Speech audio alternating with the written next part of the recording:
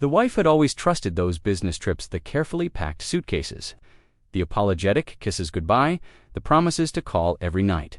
So when her project finished early and she decided to surprise the husband at his hotel with his favorite takeout and a bottle of wine, she thought she was being romantic. The front desk clerk's confusion should have been her first warning. "I'm sorry, ma'am. We don't have anyone registered under that name." The wife showed the reservation confirmation she'd found in the husband's email a different hotel. Same city, same dates. 20 minutes later, she stood outside room 847 of the Grandview Suites. Heart hammering, hand raised to knock, the sound that stopped her was unmistakable. Laughter, intimate and easy, followed by a woman's voice saying something that made the husband laugh in return. The wife's hand dropped. Her chest felt like it was caving in, ribs collapsing around a heart that had just shattered into pieces too small to ever reassemble. For exactly 30 seconds, she stood frozen, the takeout bag growing heavy in her trembling hands, her mind refusing to process what her body already knew. Then something inside her went cold and sharp as winter steel. She walked back to the elevator, rode down in silence, got in her car, and drove to a coffee shop where she sat for 2 hours staring at nothing while her phone buzzed with the husband's usual check-in text. "Long day of meetings. Heading to bed early. Love you." That's when the wife stopped crying and started planning. Have you ever discovered a lie so big it changed everything you thought you knew about your life?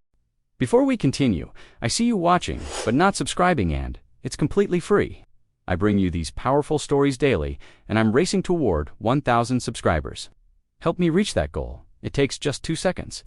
The wife didn't sleep that night, didn't eat, didn't do anything except open her laptop and start digging through years of digital breadcrumbs. She'd never thought to question before. The husband's credit card statements revealed a pattern she'd been too trusting to notice: charges at restaurants she'd never heard of, hotel stays in cities where he'd supposedly been visiting clients, purchases at jewelry stores during trips when he'd claimed to be too busy for shopping. Her hands shook as she created a spreadsheet, documenting every suspicious charge, every trip that now felt like a lie, wrapped in a smile and sealed with a kiss goodbye. The most recent business conference had generated charges at a romantic lakeside resort, couple spa treatments, expensive dinners for two. The wife felt physically sick, rushing to the bathroom to vomit up the coffee that was all she'd consumed since discovering the truth. When she returned to her computer, she noticed the husband had location sharing turned on something he'd set up, claiming it was for safety during his travels. She pulled up the history and watched the truth unfold in GPS coordinates.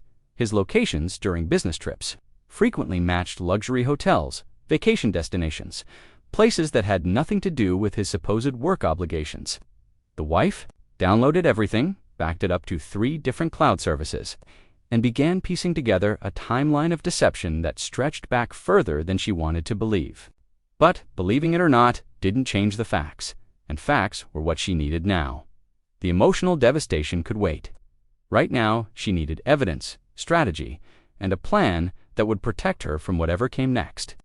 When you discover the truth, do you confront immediately, or do you gather ammunition first? The wife took a sick day from work, genuinely sick, with betrayal and rage, and hired a private investigator she found through careful research and recommendation. The investigator was professional and sympathetic, having apparently seen this story play out countless times before. Within days, the reports started coming back, each one a knife, twisting deeper into wounds that wouldn't stop bleeding. The woman was a colleague from the husband's company, someone he'd mentioned casually over the years, someone the wife had even met at a holiday party once and thought seemed nice. They'd been traveling together regularly, booking adjoining rooms that the investigator's surveillance proved were just for appearances. They spent every night together. Every fake business trip was actually a romantic getaway, funded by joint accounts and credit cards that the wife's income helped pay off. The investigator provided photos. The couple walking hand in hand through a downtown area, kissing in a parking lot, checking into hotels with luggage that matched sets the wife had helped the husband pick out. There were timestamps, location data, witness statements from hotel staff who recognized them as regulars. The wife sat in her car outside their home, her home, that she'd worked to afford, that she'd made beautiful with her own hands, and realized that everything she'd built had been a stage for someone else's lies. The husband was due back from his current trip that evening. The wife watched him pull into the driveway through the rearview mirror, watched him grab his suitcase and walk to the door with that same easy smile he always wore, watched him pause to check his phone before coming inside. She knew now that he was probably texting the other woman, probably saying goodbye until their next secret rendezvous, probably feeling secure in the web of lies he'd spun so carefully. He had no idea the web was about to collapse. What would you do with proof of betrayal? Use it immediately, or wait for the perfect moment to strike? The wife spent the next stretch of time living a performance that deserved awards, kissing the husband, asking about his trips, listening to elaborate lies about meetings and clients and challenges at work, all while documenting everything with the cold precision of someone building a legal case. She consulted with a divorce attorney named Victoria Chen, a shark in designer suits who looked at the evidence and smiled with predatory satisfaction. The attorney explained that, in their state, adultery affected asset division significantly. And with the level of documentation the wife had compiled, the husband would be lucky to walk away with anything beyond his personal belongings. Together, they crafted a strategy: continue gathering evidence while quietly protecting assets, prepare divorce papers with aggressive terms, and time the confrontation for maximum impact. The wife opened a separate bank account and began transferring her earnings there. Legally permissible since the funds were from her own paycheck. She gathered titles, deeds, investment records, everything that proved what she'd contributed to their shared life versus what the husband had brought. The math was stark. She'd been the primary earner for years, while the husband claimed work trips were eating his income. But now, those work trips were exposed as expensive affairs funded by her hard work. The investigator continued surveillance, documenting several more trips, building an irrefutable pattern. The wife also reached out to the husband's company, not to file a complaint yet, but to understand their ethics policies regarding workplace relationships and company resources being used for personal matters. What she learned was useful. The company had strict policies about undisclosed relationships between colleagues, especially when company travel budgets and time were being misused. The wife filed nothing officially, but she planted seeds with HR about concerns she'd heard through connections, enough to put the husband and the other woman on someone's radar without revealing her hand. Everything was falling into place like chess pieces, moving across a board toward inevitable checkmate. If you were building a case against someone who betrayed you, how far would you go to ensure they faced every consequence they deserved? The wife waited for another business trip. The husband announced it with his usual casualness, already packing his bag while talking about client meetings and dinner obligations. This time, the wife didn't just let him leave. She tracked everything. The investigator confirmed the destination, the hotel, the fact that the other woman had booked the same flights and room. The wife coordinated with her attorney, having divorce papers prepared and ready, and made arrangements that would ensure the confrontation happened exactly as she planned. She booked herself a room at the same hotel, arrived early, and waited with the patience of someone who'd already grieved and moved past pain into something colder and more focused. The wife knew the husband's patterns. Naui and the other woman would have dinner first, probably drinks, then return to the room by late evening. She positioned herself in the hotel lobby with a clear view of the elevators, watching as they arrived together, laughing and touching with the easy intimacy of people who believed their secret was safe. The wife followed them up, waited until they'd entered their room, then knocked firmly. The look on the husband's face when he opened the door and saw her standing there was almost worth the devastation she'd endured. Shock, horror, panic, all cycling across his features in rapid succession. "Surprise," the wife said flatly, pushing past him into the room where the other woman stood frozen by the window, wine glass in hand, clearly having been mid-toast to something they'd never get to celebrate. The wife pulled out her phone and began recording, ignoring their stammered attempts at explanation. "Save it," she said, voice steady despite the rage burning through her veins. "I know everything. I've known for a while now. Every trip, every lie, every dollar you spent on her using money I earned." She turned to the other woman, who looked like she wanted to disappear into the wallpaper. "You knew he was married. You work with him. You've met me. And you did this anyway. When you finally confront the people who betrayed you, what do you most want them to see on your face? Pain, anger, or cold satisfaction?" The wife didn't yell or cry or give them the emotional breakdown they might have expected. Instead, she laid out exactly what she'd discovered and what would happen next with the clinical detachment of someone reading a shopping list. The husband tried to apologize, tried to reach for her, tried to explain that it just happened and he never meant to hurt anyone, the usual pathetic excuses people give when caught doing exactly what they intended. The wife stepped back from his touch like he was contaminated. "You meant every choice," she said. "Every lie, every trip, every time you kissed me goodbye and went to her instead. Those were choices, and choices have consequences." She pulled out the divorce papers her attorney had prepared and handed them to the husband. "You'll be served officially, but I wanted you to see them here now, while you're with her, so you both understand what you've cost yourself." The papers outlined asset division heavily in the wife's favor, citing adultery and financial misconduct, demanding the husband cover all legal fees and vacate the marital home immediately upon return. The husband's face went white as he read through the terms. "This is insane. You can't just—" But the wife cut him off. "I can, and I am. My attorney assures me that with the evidence I've gathered, fighting this will only make it worse for you. Accept the terms or go to court, where everything becomes public record, including the company resources you've misused for personal affairs." She turned to the other woman who'd been silent and pale throughout.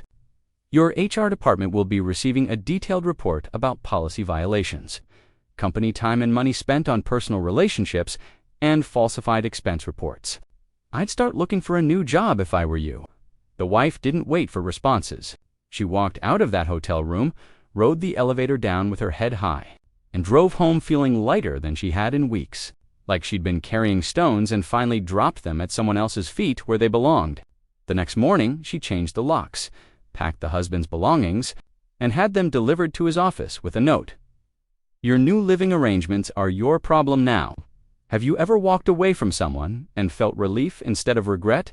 What does that moment feel like?" The husband tried everything showing up at the house, and finding his key didn't work, calling from different numbers after the wife blocked him, even attempting to rally family members to his side with a version of events that painted him as someone who'd made a mistake and deserved forgiveness. But the wife had been strategic there too, sending her close family members a brief, factual summary of the situation, along with select pieces of evidence that made arguing on the husband's behalf impossible. His own family was horrified when they learned the extent and duration of the deception. Several of them reaching out to the wife with apologies and support she accepted gracefully.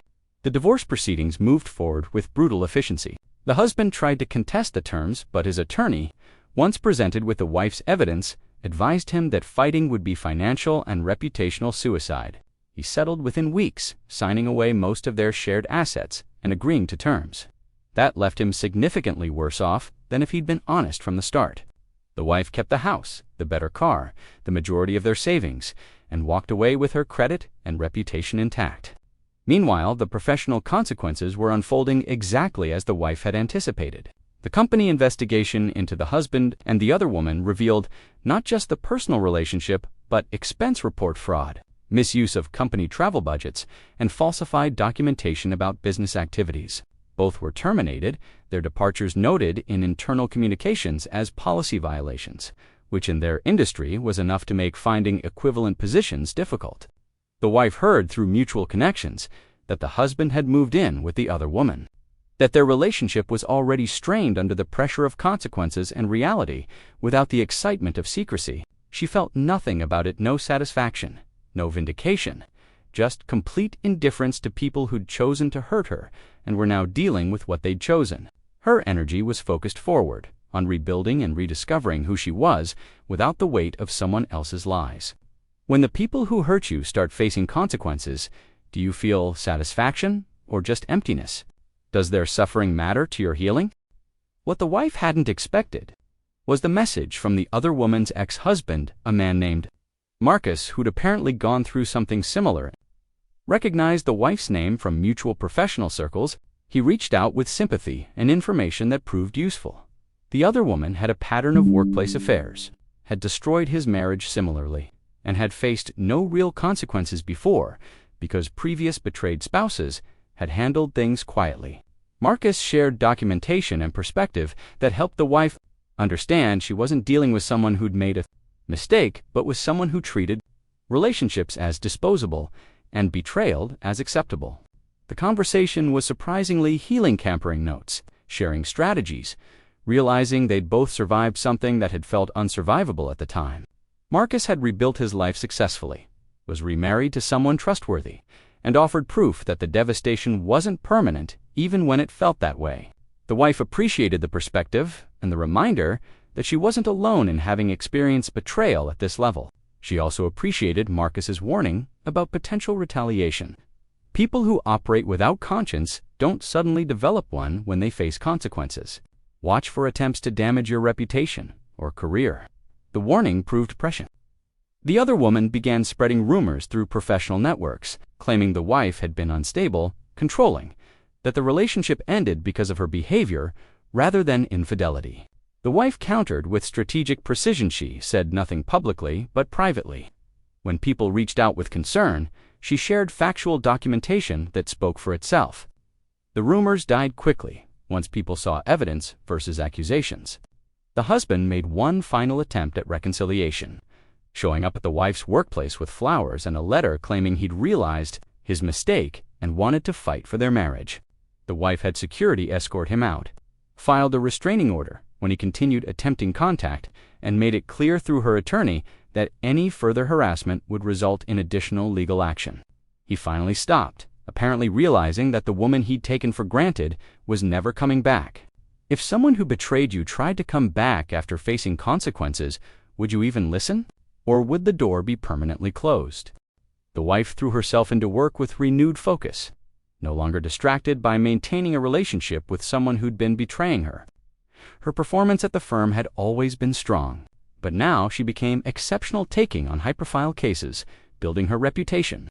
Networking without the burden of checking in with a spouse who'd been lying about his whereabouts anyway, her managing partner noticed the shift, promoting her to lead a major account that came with significant visibility and compensation increase. The irony wasn't lost on the wife. She was thriving professionally in ways she hadn't while trying to support a marriage that had been hollow all along. She also began speaking on panels about professional development and work-life balance, sharing carefully edited versions of her story that resonated with audiences who'd experienced similar betrayals or professional setbacks. The wife became known for her resilience and strategic thinking, qualities that attracted opportunities she'd never imagined before. She was invited to join boards, mentor younger professionals, contribute to industry publications. Her career became not just a source of income, but a source of identity and pride that no one could take from her. The financial security she'd fought for in the divorce meant she could take risks. She invested in a startup, founded by a colleague, traveled to conferences and retreats she'd previously skipped because the husband had wanted her home, bought art and furniture that reflected her taste alone. The house that had felt like a crime scene immediately post-divorce slowly transformed into a sanctuary that was entirely hers, filled with things she loved rather than compromises she'd made. Friends commented on how different she seemed, lighter, more confident, fully present in ways she hadn't been while living with someone else's deception. The wife realized that she'd been diminished by the marriage without fully recognizing it, made smaller by someone who'd been taking up space with lies while she'd been trying to make room for what she'd believed was partnership. Now she had room to expand into herself fully, and the space felt glorious. When you finally remove toxic people from your life, do you feel their absence, or do you feel your own presence more fully? What changes first? The wife ran into the husband at a professional event, oidable in their industry, though they'd successfully avoided each other for a significant period. He looked diminished somehow, older and tired in ways that had nothing to do with age and everything to do with consequences catching up. He approached carefully, asked if they could talk, and the wife agreed out of curiosity more than any lingering feeling. They found a quiet corner, and the husband apologized. Actually apologized with what seemed like genuine remorse, rather than the self-serving excuses he'd offered before. "I destroyed something good because I was selfish and cowardly," he said quietly. "I took you for granted, took our life for granted, and by the time I realized what I'd lost, it was too late. I'm not asking for forgiveness or another chance. No, I don't deserve either. I just wanted you to know that I understand now what I did, and I'm sorry." The wife listened without interruption, then responded with clarity she'd earned through therapy and hard-won healing. "Thank you for saying that. It doesn't change what happened or repair the damage, but I appreciate hearing that you understand the impact of your choices. I've moved on, built a life I'm genuinely happy with, and I hope eventually you find peace with your decisions too." They parted civilly, and the wife realized she felt nothing, no anger, no pain. No vindications, just complete neutrality toward someone who'd once been central to her life. That neutrality felt like freedom. She'd reached a place where the husband wasn't important enough to hate, wasn't relevant enough to think about, was just someone she used to know who'd taught her painful but necessary lessons about trust and self-protection. The wife also learned that the husband and the other woman had ended their relationship badly, that both were struggling professionally and personally, that the life they'd built on deception had crumbled under the weight of reality.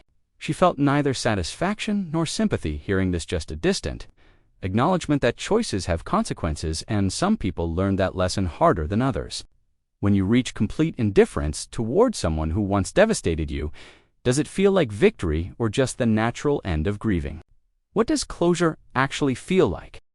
The wife started dating again, carefully and with clear boundaries.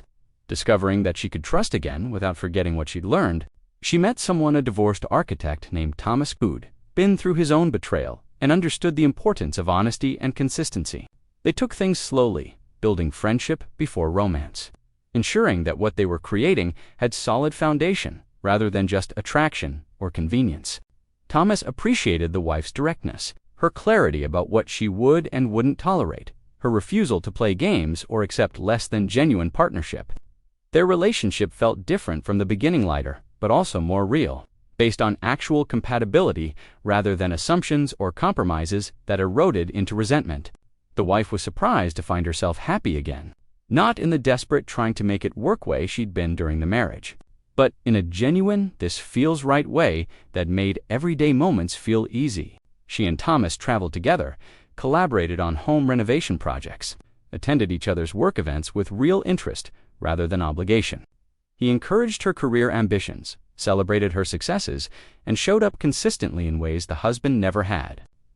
The wife realized that the marriage had set her standards so low that basic decency and honesty now felt extraordinary, and she worked in therapy to recalibrate what she deserved versus what she'd been accepting. She also maintained strong friendships with people who'd supported her through the divorce, created a community of genuine connections that enriched her life in ways she'd neglected while trying to save a failing marriage.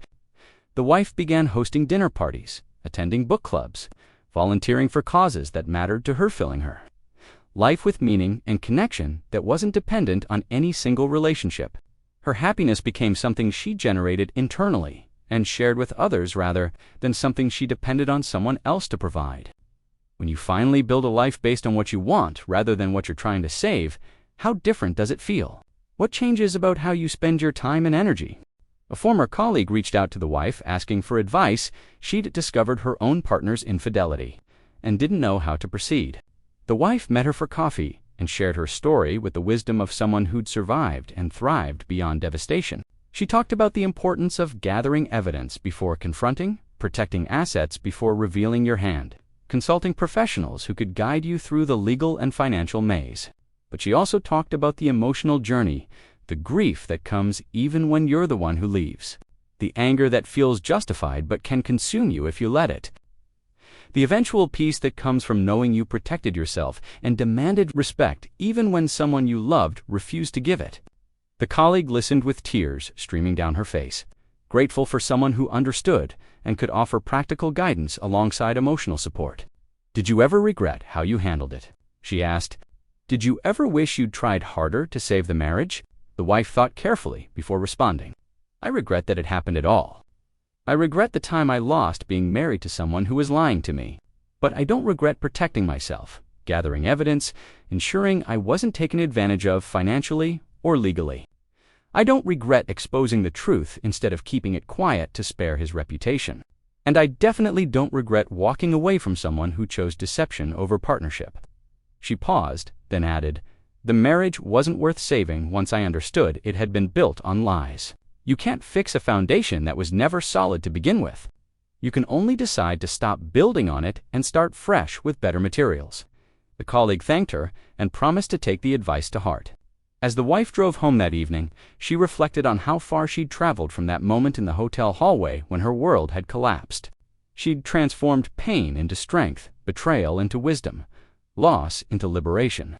The woman she'd become was someone she actually liked, someone she was proud to be, someone who wouldn't tolerate disrespect or dishonesty ever again. If you could go back and tell yourself something at the moment you discovered the betrayal, what would you say? What would you want yourself to know about what comes next? Years later, the wife sat in her renovated home and realized the husband had become just a chapter in her story, not the story itself. She'd built a life that was authentically hers: successful career, genuine relationship with Thomas, close friendships, financial security she'd fought for and maintained independently.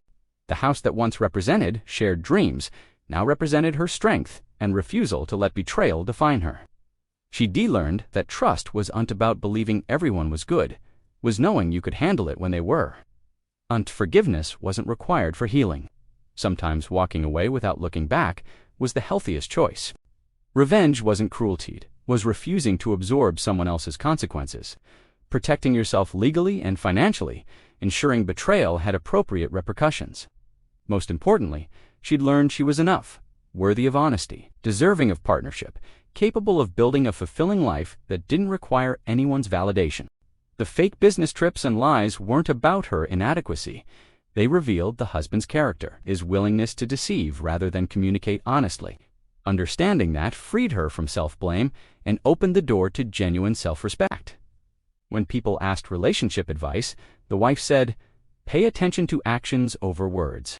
Trust your instincts. If someone betrays you, protect yourself first and grieve later." You can heal from heartbreak, but not if you're financially devastated or legally vulnerable. Be strategic, be smart, and never apologize for choosing yourself when someone else chose betrayal. The fake business trips became a cautionary tale about sophisticated deception, but more importantly, a testament to survival to strength you discover when forced to use it, to the life you build when refusing to settle for less than genuine respect. Trust is a gift given carefully. Betray it deliberately and repeatedly, and you'll learn why some should never be underestimated. The person you're deceiving might be gathering evidence, protecting themselves, planning their exit with precision you never saw coming. Have you ever chosen between something comfortable but dishonest, or uncertain but real?